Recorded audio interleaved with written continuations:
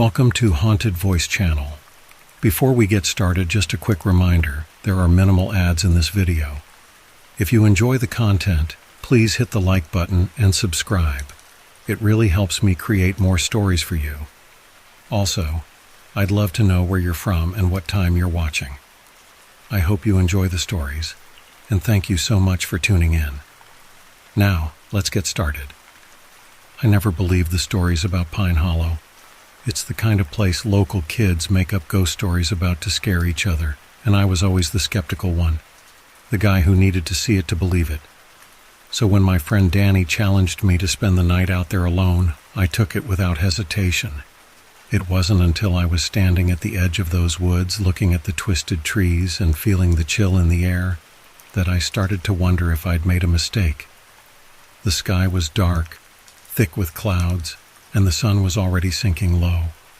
I'd packed light, just a sleeping bag, a flashlight, and some snacks. I wasn't planning on being there long. I figured I'd stay a few hours, maybe make a video to prove I'd done it, and then head back. The path into the woods was barely visible, more of a trail carved by animals than by people. I'd walked for maybe 20 minutes when I found a small clearing, just big enough for me to set up camp. I gathered some sticks and managed to get a small fire going, the flames casting long shadows that flickered and danced around me. The woods were quiet, almost unnaturally so. I couldn't hear any birds or animals, just the crackle of the fire and the occasional rustle of leaves. I leaned back against a fallen log, staring into the flames and trying to shake the strange sense of unease that had settled over me. I told myself it was just the stories getting to me, that there was nothing out here but trees and shadows. But the longer I sat there, the more I felt like I was being watched. That's when I saw it. Just beyond the light of the fire, something moved. At first, I thought it was an animal, a deer maybe, or a coyote. But then I noticed the eyes. They were too high off the ground, too close together, and they gleamed like cold steel. I felt a shiver run down my spine, but I forced myself to stay calm. It's just an animal, I told myself. It'll leave if I don't bother it. But the eyes didn't leave. They moved closer, slowly, deliberately, until I could just make out the shape behind them. It was tall, much taller than any animal I'd ever seen, with long limbs that seemed to stretch in unnatural angles. It was humanoid, but wrong somehow, like someone had tried to sculpt a human from clay and gotten the proportions all wrong. I grabbed my flashlight and shone it toward the thing, but as soon as the beam hit it, the creature vanished, disappearing into the shadows as if it had never been there. I stood there, flashlight trembling in my hand, trying to convince myself that it had been a trick of the light. But deep down, I knew I hadn't imagined it. I was just about to sit back down when I heard something behind me, a soft, shuffling sound, like footsteps moving through the underbrush. I whipped around, shining the flashlight in every direction, but there was nothing there, just trees and shadows. "Who's there?" I called out, my voice sounding small and hollow in the darkness. No response, just that same shuffling sound, growing louder, closer, until it was right on top of me. I turned again, the flashlight beam catching something on the ground just a few feet away. It was an animal skull, half buried in the dirt, its hollow eyes staring up at me like it knew something I didn't. I took a step back, but the ground felt different somehow, soft and spongy, like I was standing on something that didn't belong.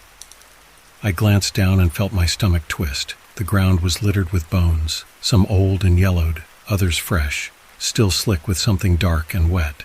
I staggered back, away from the bones, my heart racing as I realized I wasn't alone out here.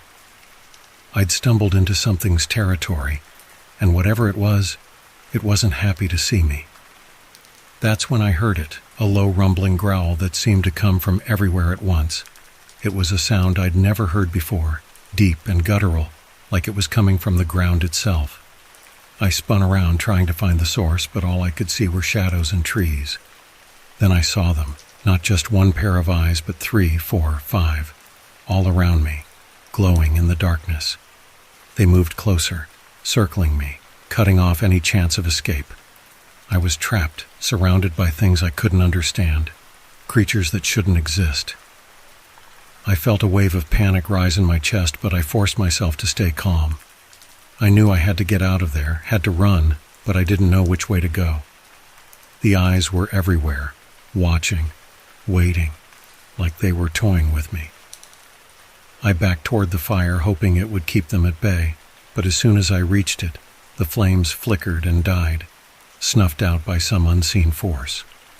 I was plunged into darkness, and the creatures moved closer, their eyes the only light in the suffocating blackness. I don't know how long I stood there, frozen with fear, but eventually something changed. The eyes pulled back, retreating into the shadows, and I heard a voice, soft, almost a whisper, echo through the trees. "Leave now, and don't look back." I didn't need to be told twice. I grabbed my bag and ran, crashing through the underbrush, my heart pounding as I stumbled blindly through the darkness. I could feel them behind me, hear the soft rustle of their movements, but I didn't look back. I couldn't. Something told me that if I did, I wouldn't make it out of those woods alive. When I finally broke through the trees and into the open, I didn't stop running.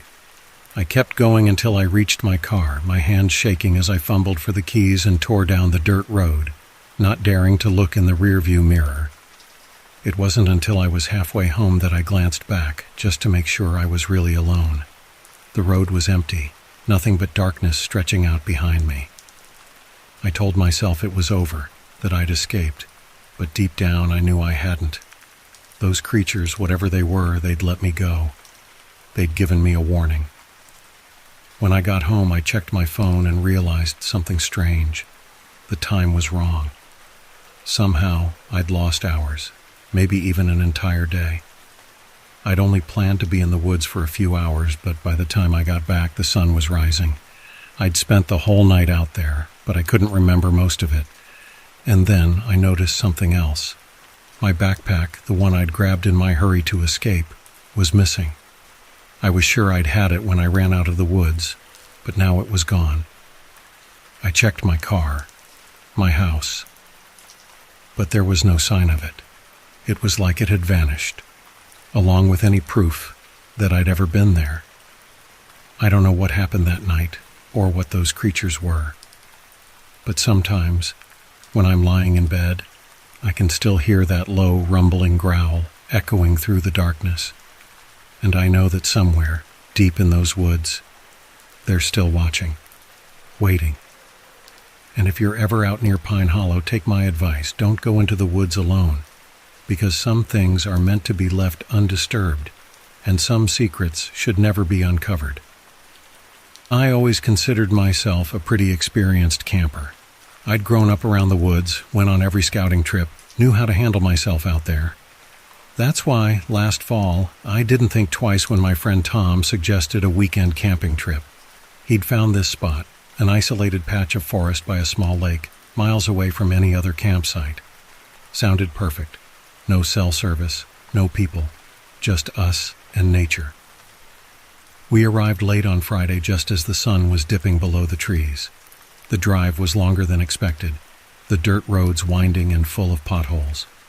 Tom swore this place would be worth it, though, and when we finally stepped out of the truck, I had to admit he was right. The lake was crystal clear, reflecting the pink and orange hues of the sunset, and the towering pine trees surrounding us made it feel like we were in another world. We set up camp quickly, pitching our tent close to the shore and starting a fire. By the time we were done, it was dark. The stars above were bright, and the woods around us were still. We made dinner, told stories, and by midnight we were feeling good, the kind of relaxation that only a campfire and a couple of beers can bring. It was around then that we first heard it, a faint rustling coming from the trees just beyond the light of our fire. We both went quiet, staring into the darkness. Probably just a deer, I thought, or maybe a raccoon sniffing around for food. "You hear that?" Tom asked, his voice low. "Yeah, probably just an animal," I replied, trying to sound more confident than I felt. But something about the way those branches snapped, loud and deliberate, made my skin crawl. We shined our flashlights into the forest, but all we saw were shadows and the glimmer of leaves. Eventually, the sound stopped, and we went back to our conversation, though the mood had shifted. The silence was heavier, like the woods were listening in. It was around 2 a.m. when we decided to call it a night. We put out the fire and crawled into the tent, zipping ourselves in. The forest was silent now, and soon the exhaustion of the day hit, and I drifted off to sleep. I woke up a few hours later, my heart racing, and I didn't know why. I lay still, listening to the sound of my own breathing and the gentle rustle of the wind through the trees. And then I heard it again, that rustling coming from the woods, but this time it was closer, much closer. I nudged Tom, who groaned and turned over. "Shh! Listen," I whispered. The rustling grew louder, closer, as if something, or someone, was circling the tent. I reached for my flashlight, my hand shaking, and flicked it on. The light pierced through the fabric of the tent, casting strange, distorted shadows. We stayed like that, silent and staring, listening to that movement outside. And then we heard it. A low, slow breathing. Deep breaths, in and out, right on the other side of the tent wall. Tom sat up, wide-eyed, and mouthed, "What the hell is that?" I didn't answer. I couldn't. My mind was racing, trying to figure out what could make that noise. Bear? Too slow. Human? Maybe. But it sounded wrong. And then, all at once, the breathing stopped. We sat there in that silence for what felt like hours, straining our ears for any sound. Finally, after what felt like forever, Tom muttered, "I'm going out there." Before I could stop him, he unzipped the tent, and the cool night air rushed in. He poked his head out, shining the flashlight in every direction. "There's nothing," he started to say, but then froze, his light catching something just beyond the trees. I leaned over, trying to see what he was looking at, and then I saw it. A figure, standing about 50 feet away, half hidden by the trees. At first I thought it was a person, but it was wrong. It was tall, too tall to be a human, and thin, almost skeletal, with limbs that seemed to stretch unnaturally long. It was pale, like moonlight reflecting on a corpse, and its head was all wrong. I couldn't see its face clearly, but there was something about the way it tilted, staring right back at us, that made my blood run cold. Tom didn't move, and neither did I. We were frozen, locked in a staring match with this thing, whatever it was. And then, slowly, it began to move. It didn't walk exactly. It kind of glided, like its feet never touched the ground, weaving between the trees with a strange, almost hypnotic grace. "Get back in the tent," I hissed, grabbing Tom's arm and pulling him inside. We zipped it shut and turned off the flashlight, plunging ourselves into darkness, hoping, praying, that if we stayed quiet enough it would leave us alone. For the next hour we sat in total silence, our ears straining for any sound. The forest was eerily still, no wind, no birds, no insects, nothing. Eventually we started to think that maybe, whatever it was, it had left. That's when we heard the footsteps, soft, slow, deliberate, circling the tent. And then came a sound I will never forget. A voice, or something like a voice, right outside. It spoke in a low, gravelly whisper, repeating a word over and over. At first I couldn't make it out, but as it got closer I realized what it was saying. "Help. Me. Help. Me." The voice sounded like a woman's, but distorted, like a recording played backward and slowed down. It sent shivers down my spine. Tom's eyes were wide, his face pale in the darkness. Do we open the tent?" he whispered, and I could see the terror in his eyes. "No," I said, grabbing his arm tight. "No, we wait. We wait until it's gone." The voice circled us, sometimes close, sometimes far, always whispering that same haunting plea. And then, just like that, it stopped. The footsteps faded away and we were left in silence once again. We didn't sleep the rest of the night, We just sat there, clutching our flashlight and knife, praying for dawn. And when the first rays of sunlight finally broke through the tent, we wasted no time packing up and getting the hell out of there. As we drove away, I looked back at the campsite one last time. The forest was calm, peaceful, like nothing had happened. But as we rounded the corner of the lake, I saw it. A figure standing at the tree line, pale and thin, watching us go. We never talked about that night again. Tom refuses to go camping, and I don't blame him. But sometimes, when I'm lying awake at night, I can still hear it. That voice, whispering from the darkness. Help. Me. And I wonder what would have happened if we'd opened that tent. I've always been drawn to the solitude of the wilderness, the stillness, the quiet, no city noise, no distractions, just you and the world. That's why I volunteered for the solo camping trip deep in the national forest. I'd done these before, but this time felt different, though I couldn't quite put my finger on why. Maybe it was the ranger's warning as I checked in at the station. He was older, grizzled, his eyes cold as he handed me the map. Stick to the marked trails. If you hear anything at night, don't leave your tent. Don't try to follow it. It felt more like a threat than advice. I laughed it off, assuming he was just trying to spook me. Some kind of initiation for the more remote trails. But his expression didn't change. I'm serious, he said, gripping the edge of the map a little too tightly. Things out there aren't always what they seem. I brushed it off. I wasn't one for campfire stories. Superstition had never really done much for me. But looking back, I should have listened. It took most of the day to reach my campsite, nestled in a remote area near a small mirror-like lake. Tall pines towered above, their branches intertwining like skeletal fingers against the pale afternoon sky. There was something unnerving about the way the trees loomed overhead, the way their trunks seemed to stretch too far into the darkening woods. But I set up camp, boiled some water for dinner, and settled in. By dusk, everything felt normal, the usual chirping of crickets, the occasional rustle of leaves in the wind. But as the last light of the sun vanished behind the mountains, the forest fell unnaturally silent. No more crickets, no wind, nothing.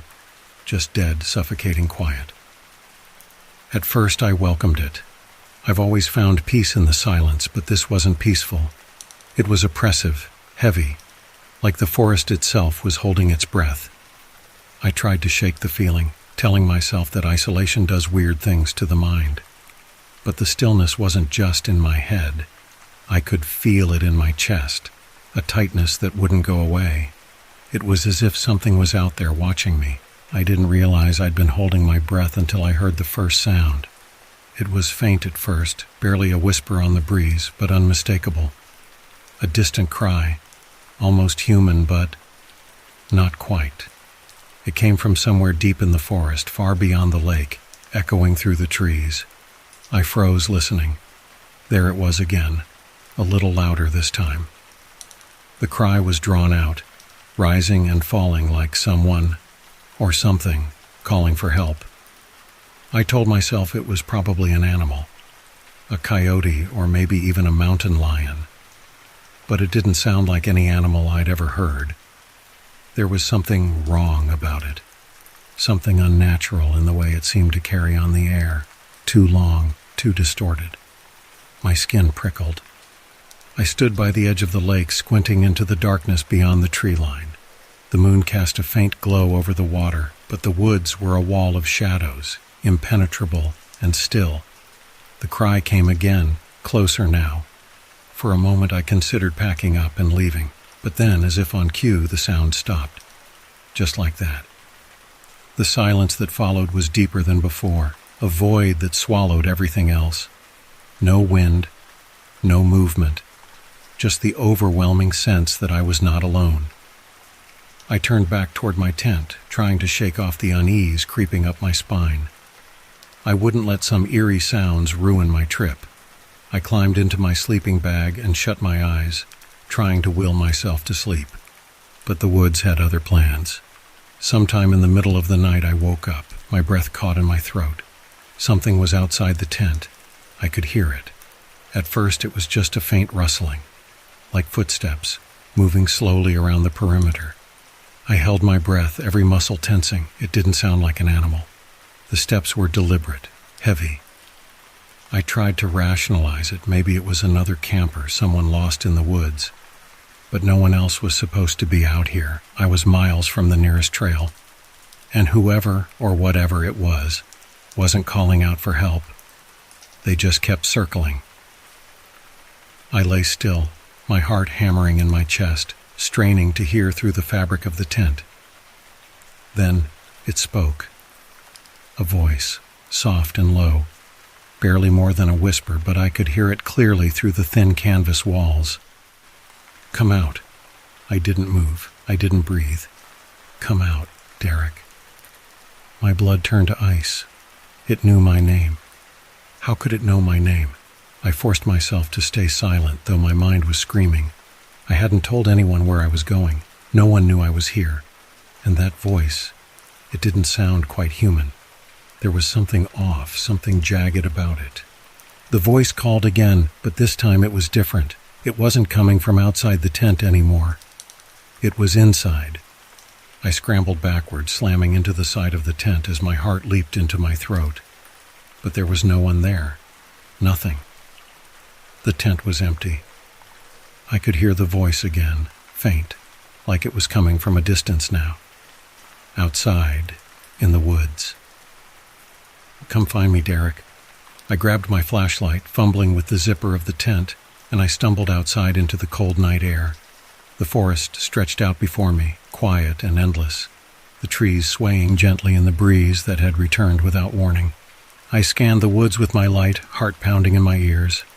Nothing, just trees and shadows, and then I saw it. Standing at the edge of the lake, its back to me, was a figure. Tall, thin, unnaturally still. Its head was tilted slightly to one side, as if it were listening to something I couldn't hear. My flashlight flickered as I raised it, the beam barely cutting through the fog that had settled over the water. The figure turned slowly, unnaturally, like it wasn't used to moving its own limbs. And then I saw its face. It wasn't a person, not really. Its skin was stretched too tight over its bones, and its eyes, black, empty holes, bored into me. Its mouth twisted into a smile, too wide, too forced. "Come find me," it whispered again, though the sound wasn't coming from its mouth. I stumbled backward, nearly dropping the flashlight. My breath came in ragged gasps as I turned and ran, branches whipping at my face and arms as I crashed through the woods, heart hammering. I didn't look back. I didn't dare. I don't know how long I ran. Maybe hours, maybe minutes. But when I finally stopped, gasping for breath, I found myself back at the lake. My campsite was gone, my tent, my gear, everything. The clearing where I'd set up camp was empty, as if I had never been there, and standing at the edge of the lake, watching me with those empty black eyes, was the figure. It didn't speak this time. It didn't need to. I already knew. The forest had claimed me, and I would never leave. The fire crackled, casting a soft glow over the campsite as we sat in a tight circle. It was supposed to be a fun trip. Just me, my brother Ben, and his girlfriend Emily. A quick getaway into the wilderness to relax before summer ended. But as the night deepened and the last hints of daylight faded, a creeping sense of isolation started to settle over us. The woods around us were dense, the trees towering high above, their branches twisted like bony fingers. The firelight didn't reach far into the forest, leaving the edges of the campsite swallowed in thick, oppressive darkness. There was no moon that night, just a thick blanket of stars, and the silence was too complete. "You know," Ben said, breaking the quiet, "I heard a weird story about these woods." I rolled my eyes. Ben always liked to stir up ghost stories when we were out camping, but something about the night, about the way the trees seemed to be watching us, made me a little more uneasy than usual. "What kind of story?" Emily asked, though her voice held a nervous edge. Ben smirked, leaning closer to the fire, his face cast in eerie shadow. "There's a legend that goes way back. Supposedly this forest is cursed. Something about a Native American tribe that used to live here. They were massacred when settlers first came through the area, but before the last of them died, they placed a curse on these woods. They said anyone who disturbed their land would never leave the forest again. I gave a sarcastic chuckle. Real original, Ben. Ghost stories and curses. What next? Bigfoot? But Ben wasn't laughing. His eyes were fixed on the fire, his face serious now. It's not just a story. A lot of people have gone missing in these woods. They say the forest gets inside your head, messes with your mind, and if you wander too far off the trail, you'll never find your way back. Emily shivered and glanced nervously into the dark woods surrounding us. That's creepy. I shrugged it off, trying to keep the mood light. Come on, we've been out here all day and haven't seen anything weirder than a squirrel. But as the words left my mouth, I realized how quiet it had become. No rustling leaves, no chirping crickets, just the soft crackle of the fire. And that uneasy feeling in my stomach deepened. Look, Ben said, breaking the silence. It's probably nothing, but we should be careful. Just stay close to camp, all right? I nodded, but I couldn't shake the feeling that Ben wasn't telling us everything. He had a way of playing things off like a joke, but I could tell something had rattled him earlier. I wondered if he'd seen something when we hiked in. The fire began to die down, so I stood to grab more firewood from the pile we'd gathered earlier. I took a few steps toward the edge of the camp, keeping an eye on the thin line between light and dark. But as I bent down to pick up a log, something flickered in my peripheral vision. At first I thought it was just my eyes playing tricks on me, the way light dances off shadows in the forest. But then I saw it again. A flash of movement between the trees. Something pale. Too quick. Too quiet. Did you guys see that? I asked, turning back to Ben and Emily. They both stared at me, confused. See what? Ben asked, standing up. There was something in the trees. I pointed into the darkness where I thought I saw the movement, but it was gone now. My heart thudded in my chest. I forced a laugh, trying to convince myself it was just my imagination, probably a deer or something. Emily stood too, her eyes scanning the tree line. I don't like this, she whispered. Ben shrugged, but there was an edge to his voice now. We're in the woods. Animals are everywhere. It's fine. I nodded, but as we stood there staring into the blackness beyond the fire, that creeping unease settled in again. The forest felt alive, but not in the way it should. It felt like it was waiting, watching. Suddenly, there was a loud snap from deep in the trees, a branch breaking. I jumped, dropping the log I was holding. Ben grabbed the flashlight and pointed it into the woods, his hands trembling. What the hell was that? Emily whispered. Ben didn't answer. He just kept the light trained on the trees, scanning back and forth. The beam bounced off the trunks, casting long, eerie shadows. And then, just at the edge of the light, something moved. I saw it clearly this time. A figure, pale and gaunt, barely human-shaped.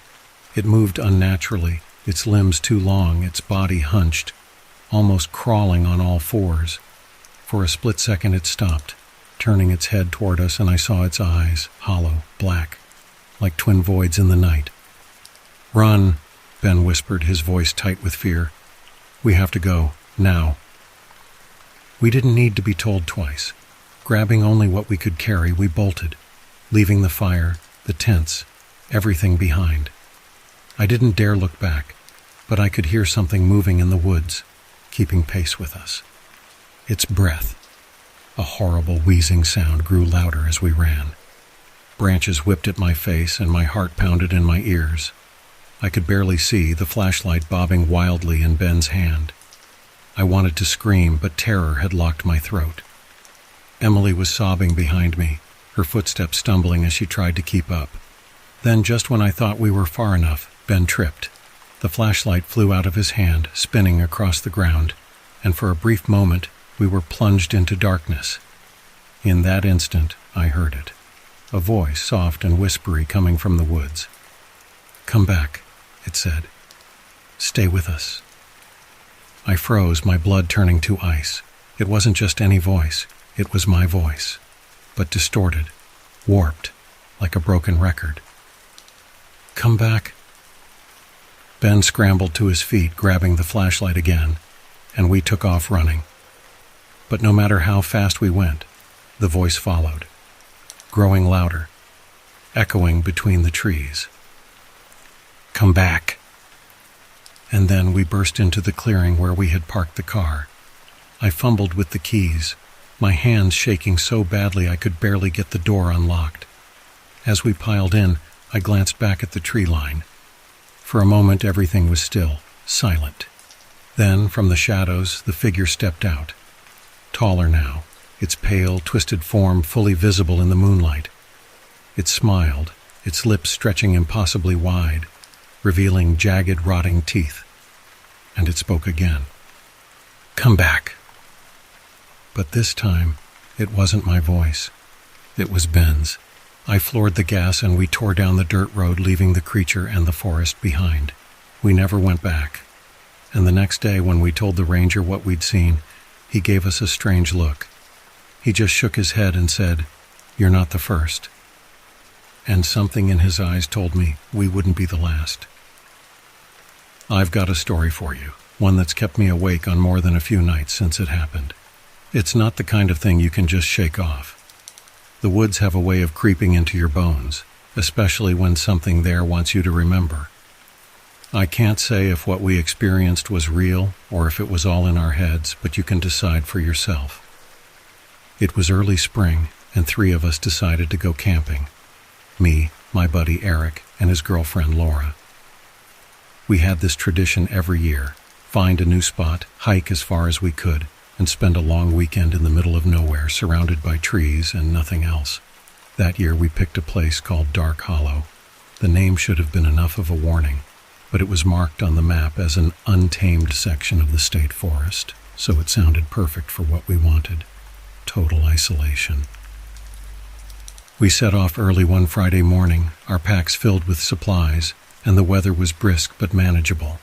It took us most of the day to reach the spot, a small clearing surrounded by dense forest, with a little stream running nearby. We set up our tents, got a fire going, and settled in for a night under the stars.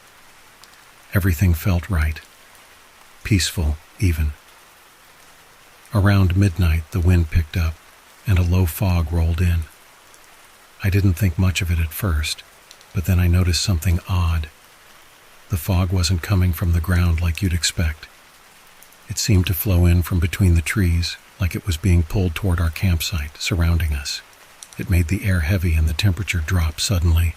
Laura joked that it felt like a scene from a horror movie, and we all laughed it off, trying to ignore the creeping chill in the air.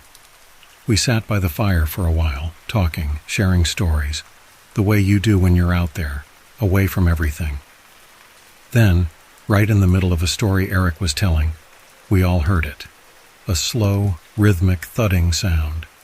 At first it was distant, like someone pounding on a hollow log, but then it grew louder, closer. We stopped talking and listened. Thump, thump, thump, and it was too steady to be an animal, too deliberate. Probably some woodpecker or something, Eric said, but his voice didn't sound convinced. Laura shot him a look that said, "Don't joke about this." And we all sat there staring into the dark woods, trying to figure out what could be making that noise. The fire crackled, and the fog seemed to close in tighter around us. Then came the laughter. It was soft at first, a light, almost playful giggle like a child hiding behind the trees. My stomach dropped when I heard it. It sounded too human, too familiar, but also not right. The sound was coming from the woods just beyond the edge of our clearing, echoing through the trees, making it impossible to tell exactly where it was coming from. "Okay, not funny," Laura said, standing up and pointing her flashlight into the woods. The beam cut through the fog, illuminating nothing but more trees. Eric grabbed his own light and shined it in the opposite direction. Nothing. We were surrounded by the shadows of tall pines and the thickening fog, and the giggling seemed to move around us, as if circling the camp. I felt a cold sweat prickling the back of my neck. "Let's just go in the tents," I suggested. "It's probably just some weird acoustics, the wind carrying sounds from a long way off." Eric nodded, trying to look brave, but I could see the unease in his eyes. We all crawled into our tents, zipped them shut, and huddled in our sleeping bags. But the thumping and giggling didn't stop. I lay there for what felt like hours, listening to the sounds moving in and out of the woods, sometimes close, sometimes far away, always shifting. I kept telling myself it was nothing, just the woods playing tricks. But deep down, I knew something was wrong. I finally dozed off at some point, but I woke up suddenly to Laura's voice, low and scared. "Guys, do you hear that?" I sat up, and it took me a second to realize what she meant. It wasn't the laughter or the thumping this time.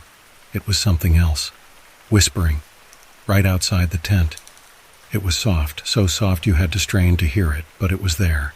Low, hurried voices, like a conversation happening just outside, inches away from where we lay. I couldn't make out any words, but the tone was frantic, like whoever or whatever was speaking was arguing or maybe pleading.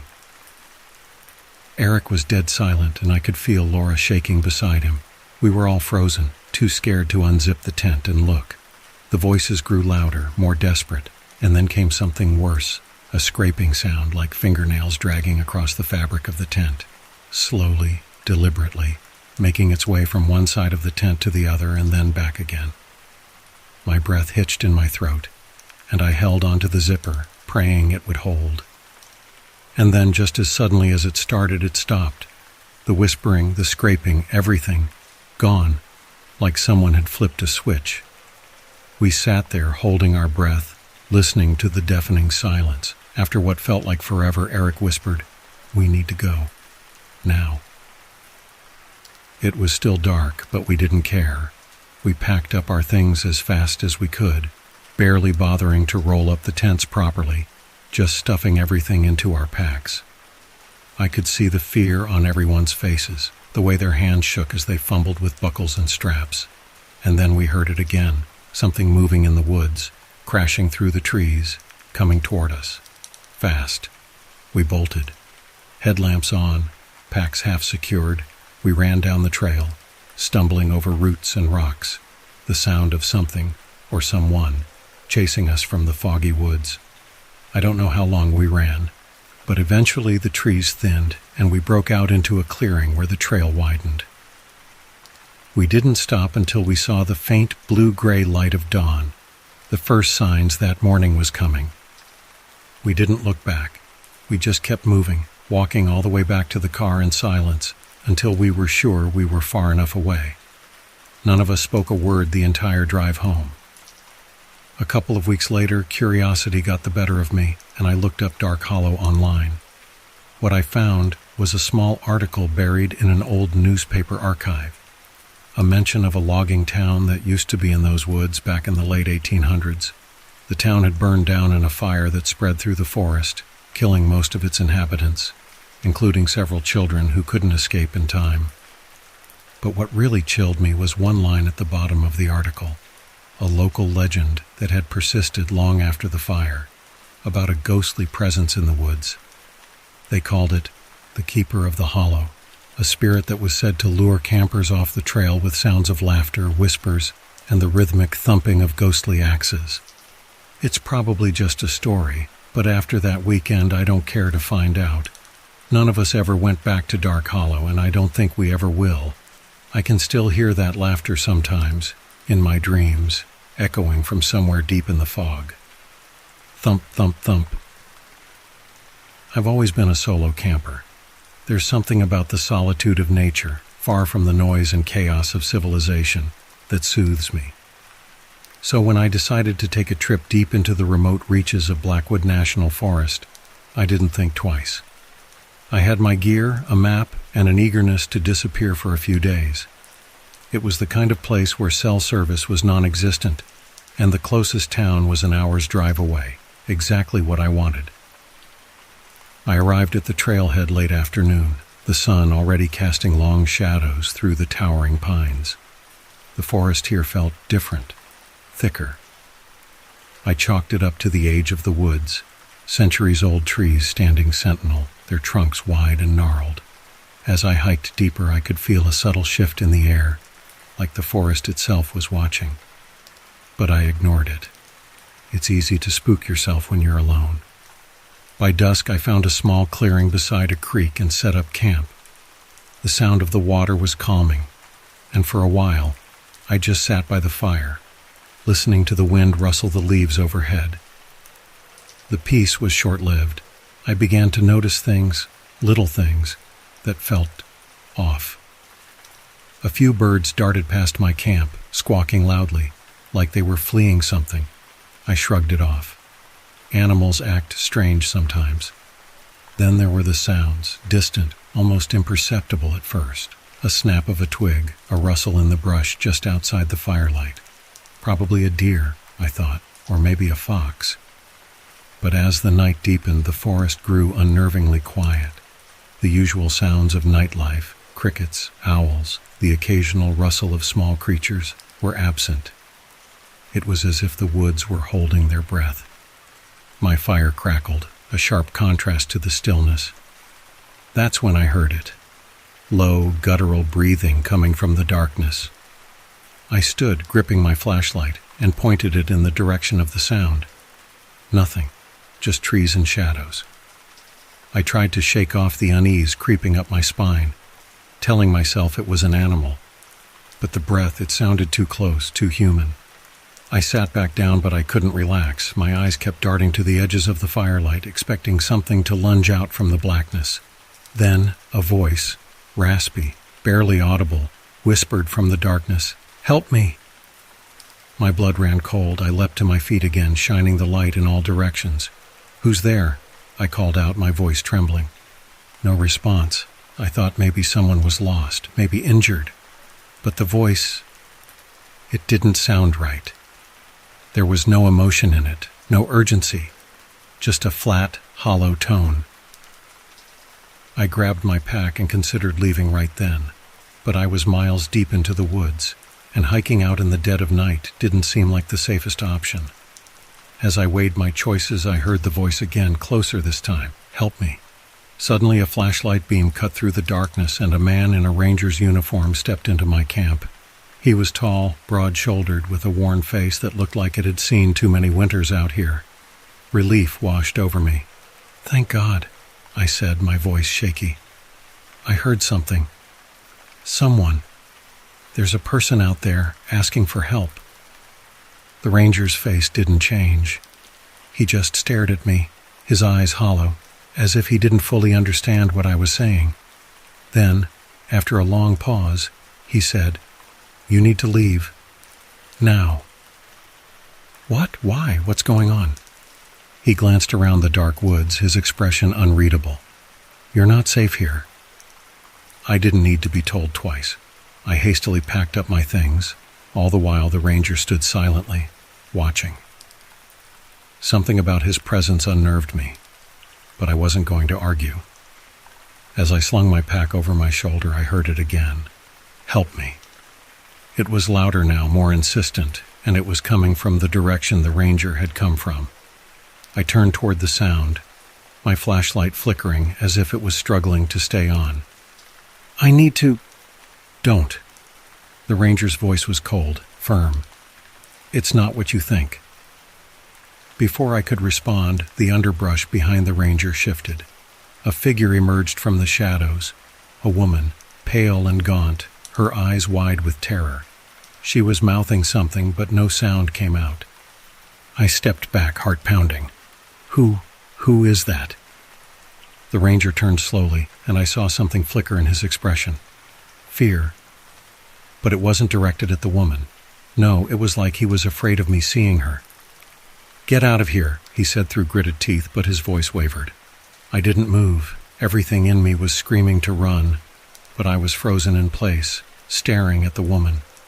Then, her mouth twisted into a grotesque smile, and her body, her entire body, started to contort, limbs bending at unnatural angles, joints snapping loudly in the silence. Her skin began to ripple, as if something was moving just beneath the surface. The ranger stepped back, his face pale. "Run." I didn't wait. I turned and bolted into the woods, not caring which direction I was heading. The sounds of cracking bones and that awful distorted voice echoed behind me. "Help me!" Branches whipped at my face and my lungs burned, but I didn't stop. I could hear footsteps, heavy, fast, gaining on me. But they weren't human. The thud of paws, the snapping of underbrush, something was chasing me. I stumbled into a small clearing, gasping for breath, when I saw him again. The ranger, standing at the edge of the clearing, his face half lit by the moon. But something was wrong. His eyes, they weren't human anymore. Too dark, too reflective.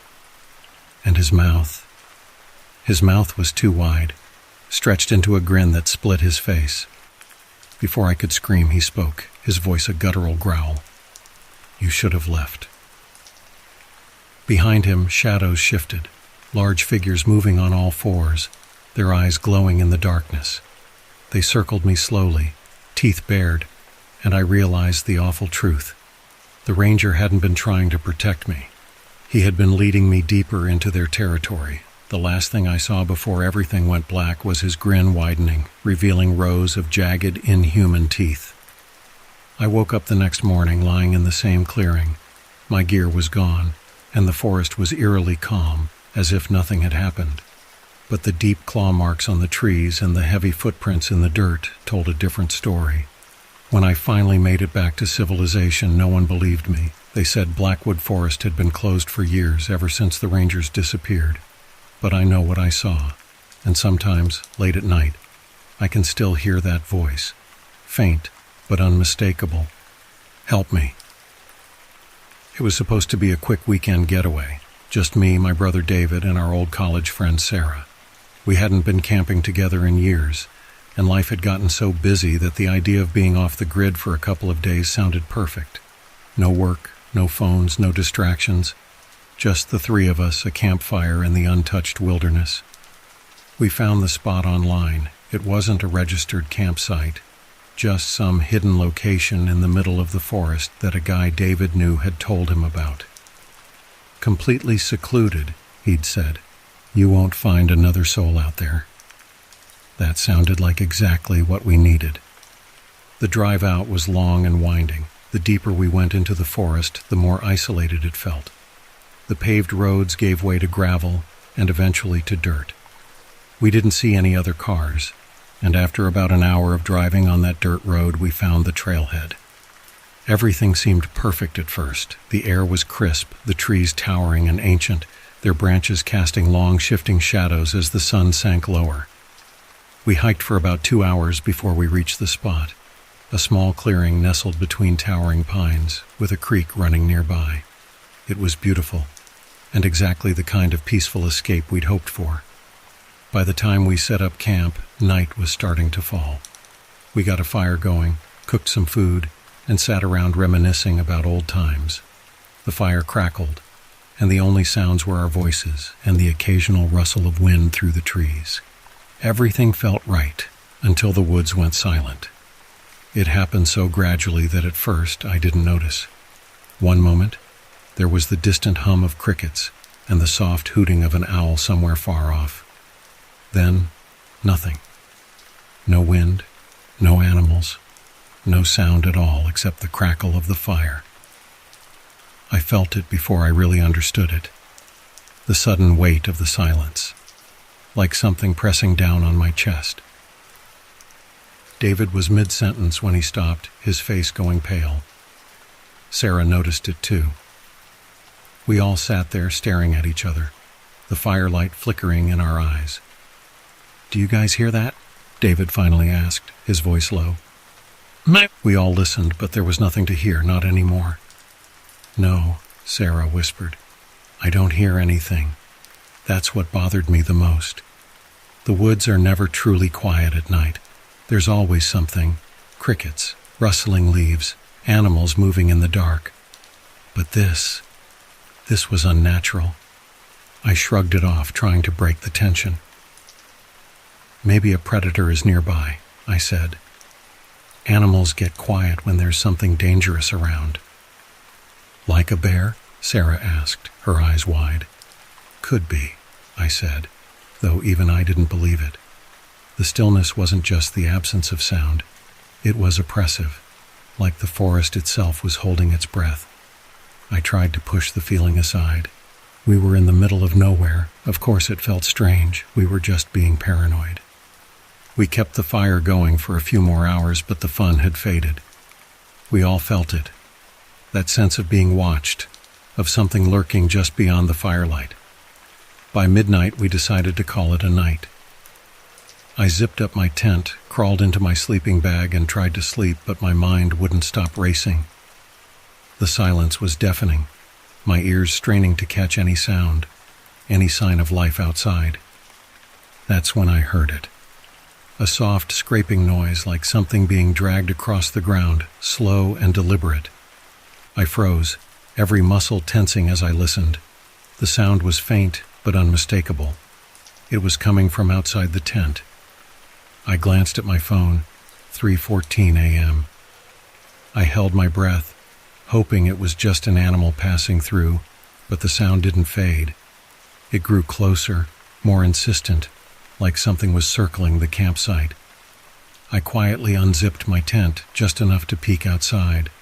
The fire had burned down to embers, casting weak shadows across the clearing. At first, I didn't see anything, just the trees, dark and silent. But then in the dim light, I noticed movement near the edge of the woods. It was a figure, human-shaped but wrong.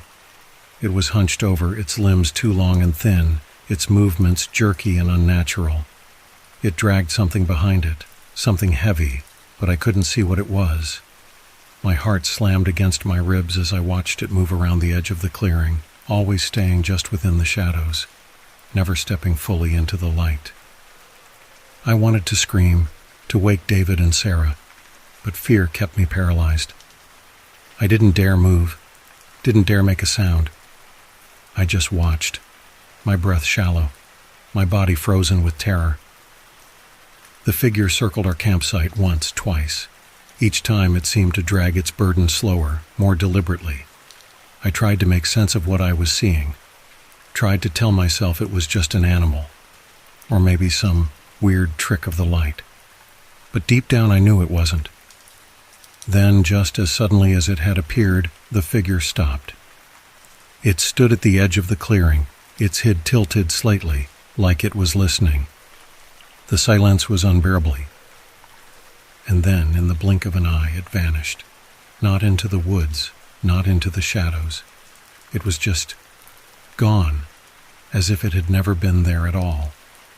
I lay there motionless until the first light of dawn crept through the trees.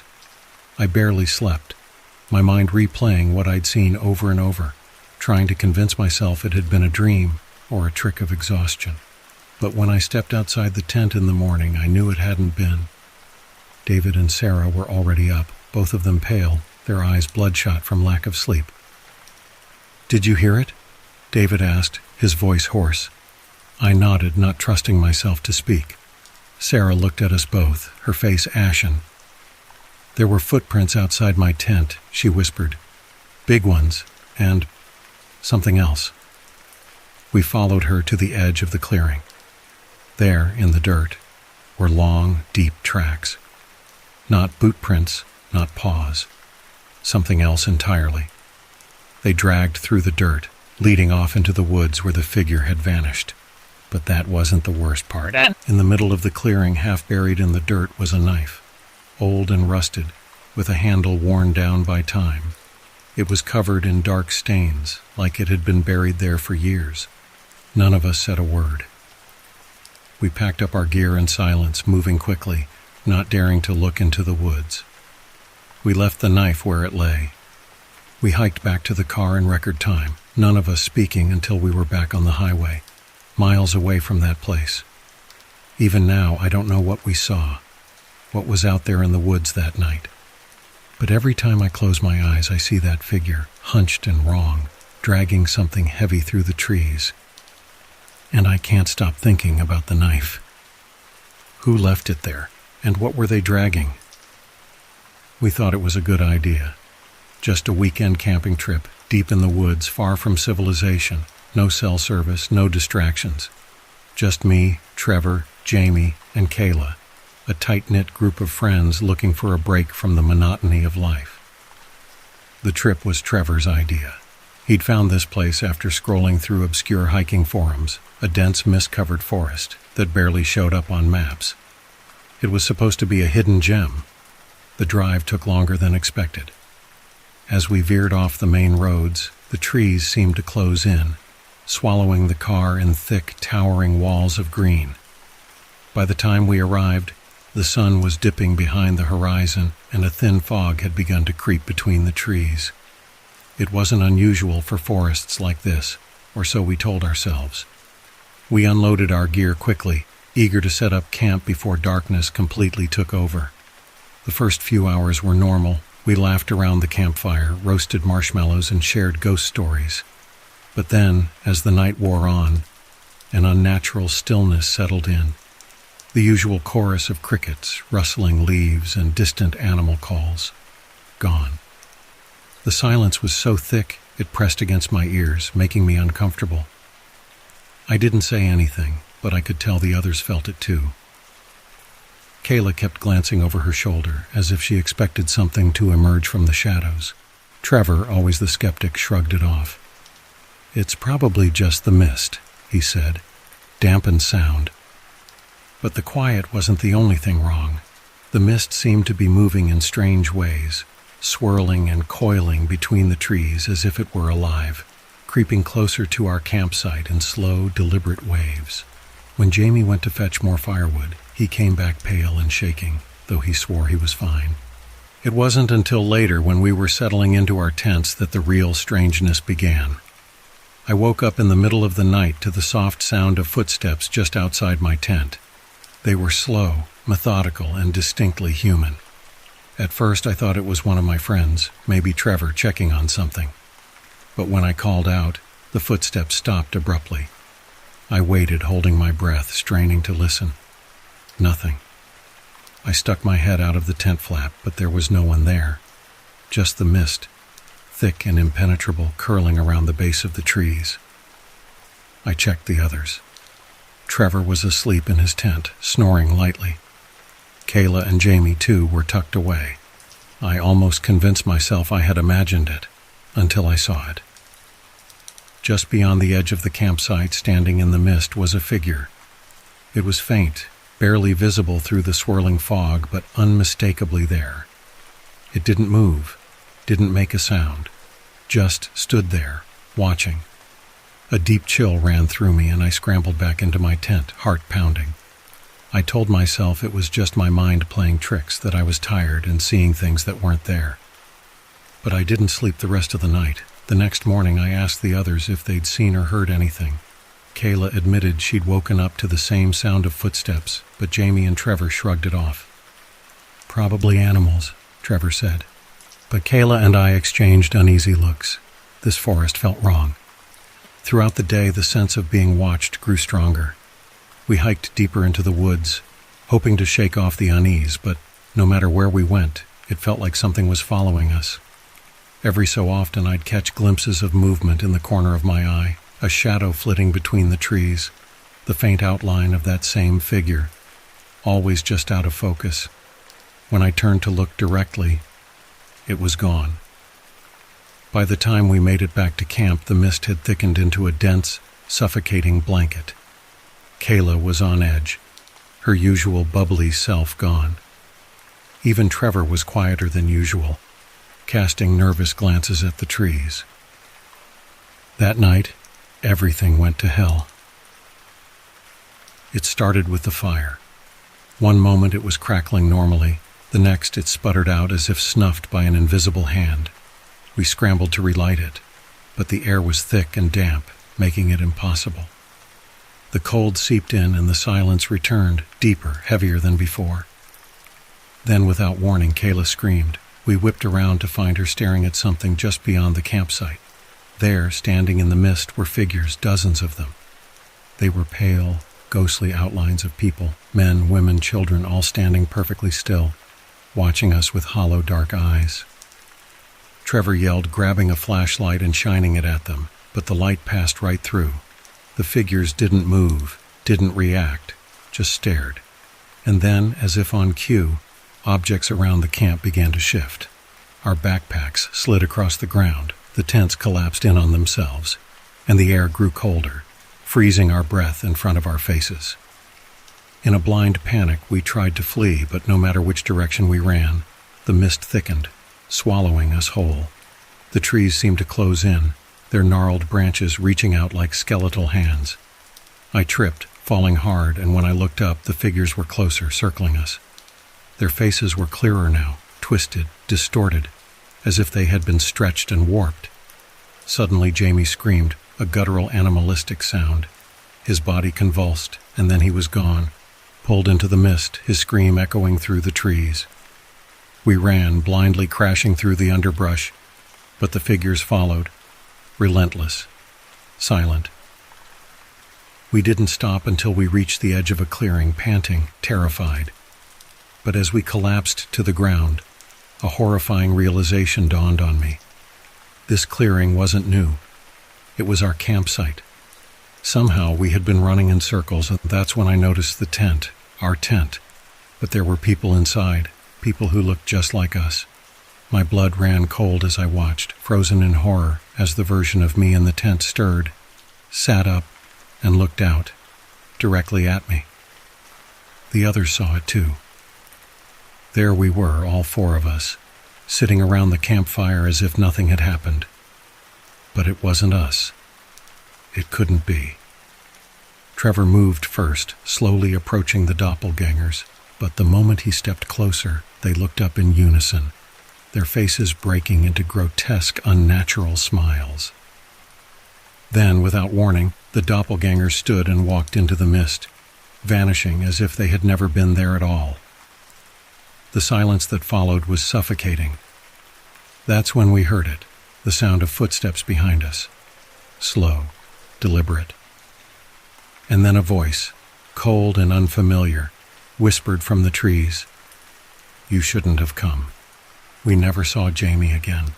The rest of us escaped the forest the next day, though escaped isn't the right word. Something followed us out. Something wrong. I can feel it even now as I write this, watching me from the corner of the room, always just out of sight. I'm not sure we ever truly left the forest, and I'm not sure we ever will.